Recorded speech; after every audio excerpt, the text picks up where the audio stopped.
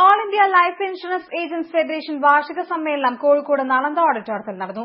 Central committee രക്ഷാധികാരി C Radhakrishnan പരിപാടികൾ ഉദ്ഘാടനം ചെയ്തു. ചലച്ചിത്ര നടൻ തിലകൻ മുഖ്യാതിഥിയായിരുന്നു. All India life insurance agents ഫെഡറേഷന്റെ വാർഷിക സമ്മേളനമാണ് വ്യാഴാഴ്ച നളന്ദ ഓഡിറ്റോറിയത്തിൽ നടന്നത്. ചടങ്ങിൽ LIC ഏജൻസിയിൽ 50 വർഷം പിന്നിട്ട ഏജന്റ് എ വിജയനെ ആദരിച്ചു. ഈ വർഷം SSLC പരീക്ഷയിൽ ഉന്നത വിജയം കരസ്ഥമാക്കിയ ഏജന്റുമാരുടെ കുട്ടികളെയും അനുമോദിച്ചു.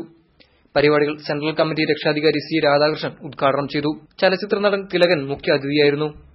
എനിക്കൊരു സംശയം തോന്നി അന്നേരം തന്നെ, വെൽഫെയർ എന്ന് പറഞ്ഞാൽ പോരെ, പിന്നെ എന്തിനാ ഒരുപാട് പറയുന്നത്? അപ്പൊ അതിലെന്തോ കള്ളത്തരമുണ്ട്. നമ്മളെ വീഴിക്കാൻ വേണ്ടി പറയുക. ഈ ഏതെങ്കിലും ഒരു പ്രോഡക്റ്റിന് അതിര് കടന്ന പരസ്യം വരുമ്പോൾ സംശയിക്കണം.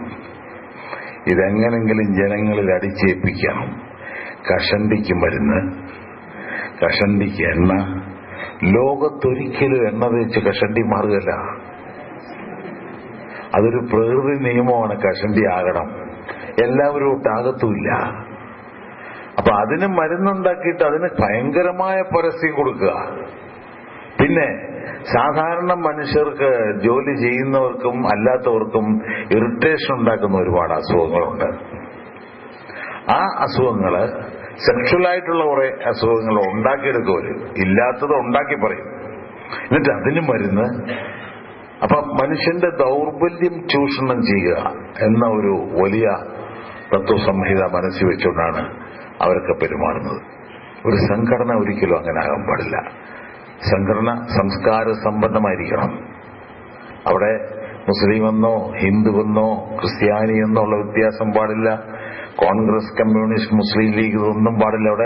അവിടെ മനുഷ്യനാണ്. ശ്രീനാരായണീയന്മാരായിരിക്കണം ഈ സംഘടന കൊണ്ട്. ശ്രീനാരായണീയന്മാരിൽ പോലും ഇപ്പോ ഈ ജാതി വ്യത്യാസമൊക്കെ ഉണ്ട്. അതിന്റെയും ഒരു രക്തസാക്ഷിയാണ് ഞാൻ. സംഘടനാ president EM Rameshan, CO Raveendran, E Krishnankutty, KM Ramachandran Nair തുടങ്ങിയവർ സംബന്ധിച്ചു. News bureau, Kozhikode.